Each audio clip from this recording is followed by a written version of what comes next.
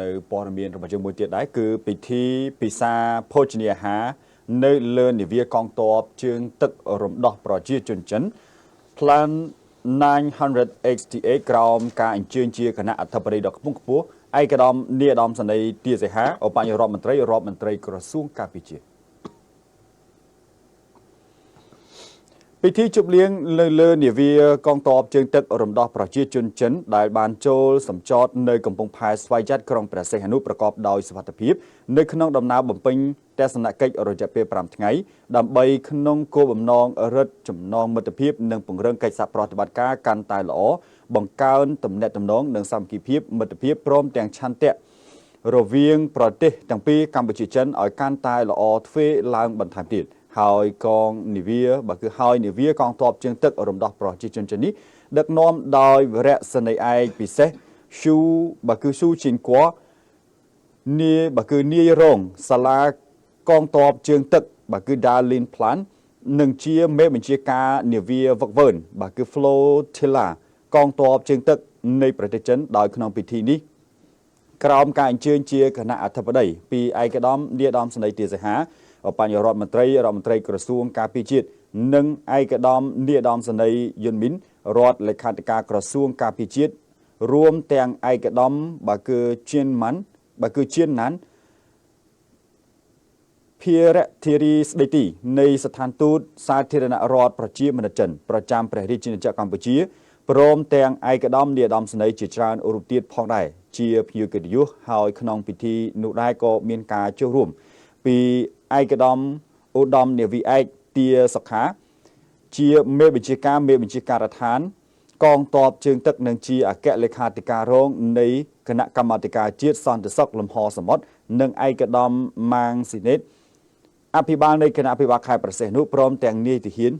ហានរងកងទ័ពជើងទឹកថ្នាក់ដឹកនាំខេត្តប្រសេះនុផងដែរពិធីនេះបានរៀបចំឡើងនាល្ងាចថ្ងៃសៅរ៍ទី11ខែតុលាឆ្នាំ2025ឆ្លៀតនៅក្នុងឱកាសនោះលោកវរៈសេនីយ៍ឯកពិសេសស៊ូស៊ីនគួនាយរងសាលាកងទ័ពជើងទឹកដាលីនផ្លាននិងជាមេបញ្ជាការនាវាវឹកវើនFlotilla កងទ័ពជើងទឹកនៃប្រទេសចិនដែលបានមានប្រសាសន៍ស្វាគមន៍នៅក្នុងពិធីជប់លៀងពិសាអាហារសាមគ្គីនៃដំណើរបំពេញទស្សនកិច្ចដើម្បីសុឆន្ទៈរវាងប្រទេសទាំងពីរកម្ពុជាចិនកាន់តែល្អរឹងមាំបន្ថែមទ្វេដងក្នុងគោលបំណងរឹតចំណងមិត្តភាពនិងពង្រឹងកិច្ចសហប្រតិបត្តិការកាន់តែល្អព្រមទាំងបង្កើនទំនាក់ទំនងនិងសាមគ្គីភាពមិត្តភាពរវាងប្រទេសទាំងពីរហើយសូមជម្រាបជូនឯកឧត្តមបានជ្រាបថានាវាកងទ័ពជើងទឹករំដោះប្រជាជនចិនចំនួន2គ្រឿងដែលបានចូលសម្ចតនៅកំពង់ផែស្វ័យយ័តក្រុងព្រះសីហនុប្រកបដោយសុវត្ថិភាពគឺលក្ខណៈបច្ចេកទេសនាវាដោយក្នុងនោះគឺនាវាទី1មានឈ្មោះថាស៊ីជីនគួង Plan XT3 ជាប្រភេទនាវាវឹកវើនមានបណ្ដោយ165ម៉ែត្រ3និងទទឹង22ម៉ែត្រ2ដែលមានជម្រៅទឹក6ម៉ែត្រ8អាចផ្ទុកទម្ងន់បាន 9,000 តោនរីឯល្បឿនក្នុងការរត់22ខ្នត់នៅក្នុងការដឹកនាំហើយក្នុងការដឹកនាំរបស់លោកវីរៈនាវីឯកហ្វឹងលៀនមេបញ្ជាការនាវាចំពោះនាវាទី2គឺមានឈ្មោះថាឈិនមេងសៀន Plan 900XTA ដែលជាប្រភេទនាវាបុកច្រាំងដែលមានបណ្ដោយ210ម៉ែត្រនិងទទឹង28ម៉ែត្រមានរួមទាំងជម្រៅទឹក7ម៉ែត្រនិងអាចផ្ទុកទម្ងន់ 25,000 តោនហើយចំពោះល្បឿនចំពោះល្បឿនក្នុងការរត់គឺ25ខ្នត់ដឹកនាំដោយលោកវីរៈនាវីឯកនូស៊ីនហួងមេបញ្ជាការនាវាផងដែរសូមបញ្ជាក់ថានាវាទាំងពីរនេះគឺមាននាវិកសរុបចំនួនចំនួន 1207 នាក់ហើយមេបញ្ជាការនាវាកងទ័ពជើងទឹករំដោះប្រជាជនចិនបានបន្ថែមថាក្នុងកិច្ច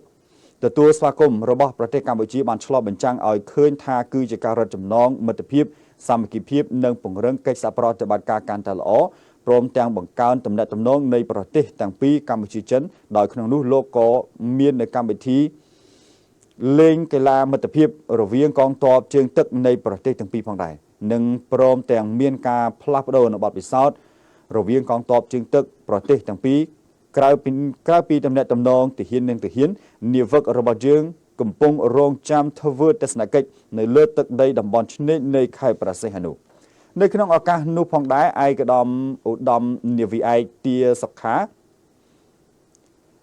ជាមេបញ្ជាការដ្ឋានកងទ័ពជើងទឹកនិងជាអគ្គលេខាធិការរងនៃគណៈកម្មាធិការជាតិសន្តិសុខលំហសមុទ្របានមានប្រសាសន៍តាំងនាមឲ្យឯកឧត្តមនាយឧត្តមសេនីយ៍ទាសីហាឧបនាយករដ្ឋមន្ត្រីក្រសួងការពារជាតិសូមសម្ដែងការស្វាគមន៍អញ្ជើញមកដល់របស់គឺដល់ប្រទេសកម្ពុជានៃនាវាកងទ័ពជើងទឹករបស់ប្រជាជនចិនសូមថ្លែងអំណរគុណយ៉ាងជ្រាលជ្រៅចំពោះរដ្ឋាភិបាលកងទ័ពនិងប្រជាជននៃសាធារណរដ្ឋប្រជាមានិតចិនដែលតែងតែឧបត្ថម្ភគាំទ្រមកដល់ព្រះរាជាណាចក្រកម្ពុជាក៏ដូចជាក្រសួងការពារជាតិនៅក្នុងស្មារតីមិត្តភាពនិងកិច្ចសហប្រតិបត្តិការល្អនៅក្នុងទំនាក់ទំនងមិត្តភាពដ៏ល្អប្រសើរនិងពង្រឹងកិច្ចសហប្រតិបត្តិការទំនាក់ទំនងស៊ីជម្រៅកាន់តែរឹងមាំបន្ថែមលើគ្រប់វិស័យជាពិសេសវិស័យការពារជាតិរវាងប្រទេសទាំងពីរហើយជារួមកិច្ចសហប្រតិបត្តិការយោធាកម្ពុជាចិន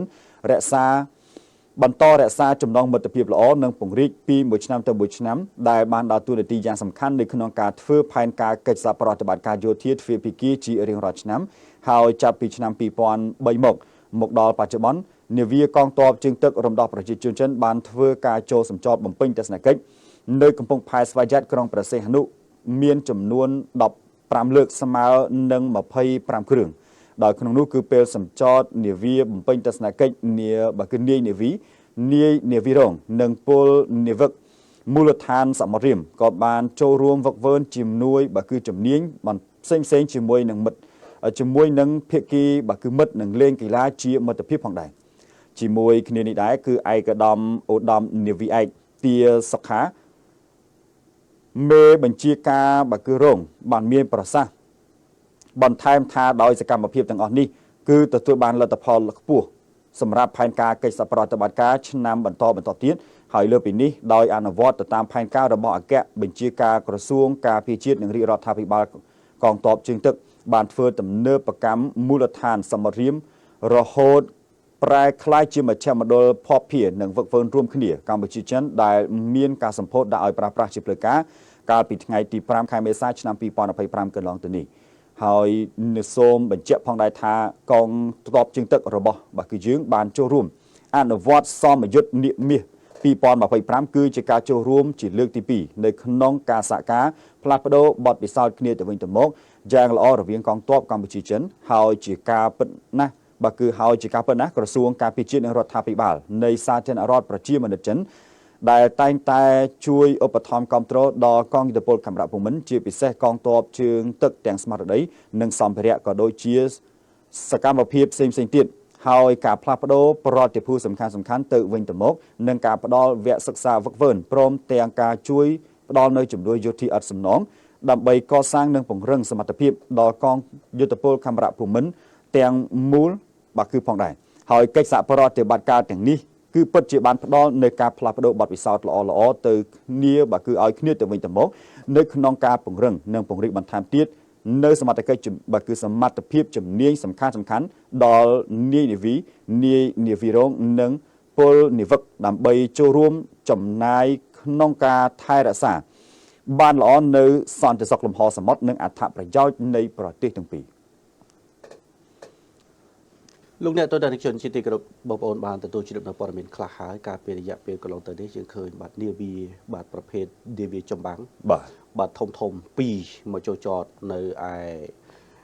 កំពង់ផែព្រះសីហនុរបស់យើងនៅក្នុងនោះក៏មាននាវារបស់ប្រទេសចិននិងនាវារបស់ប្រទេសអូស្ត្រាលីបាទចូលចតក្នុងប្រទេសកម្ពុជាហើយក៏មានចំណងមិត្តភាពបាទការចុះចតហ្នឹងគឺគោលបំណងក្នុងការរឹតបន្តឹងនៅចំណងមិត្តភាពផ្នែកបាទជើងទឹកបាទរវាងបាទប្រទេសទាំងពីរគឺមានចិនហើយនិងបាទប្រទេសអូស្ត្រាលីជាមួយនឹងកម្ពុជារបស់យើងនៅក្នុងនោះគឺកម្ពុជាបានរៀបចំនៅអាហារបាទសាមគ្គីជួបជុំគ្នាជាមួយនឹងនាវានិងពលនាវាទាំងអស់ដែលបានធ្វើដំណើរមកដល់ប្រទេសកម្ពុជាលោកស្រីនិងកញ្ញាទស្សនិកជននេះគឺជាតំណែងដ៏ស្អិតល្មួតនិងរឹងមាំរវាងកម្ពុជានិងចិន ហើយនឹងរវាងប្រទេសអូស្ត្រាលីបាទអរគុណបងប្អូននៅក្នុងវគ្គនេះគឺដល់ទីបញ្ចប់សូមអនុញ្ញាតសម្រាប់បន្តិចសិនបាទ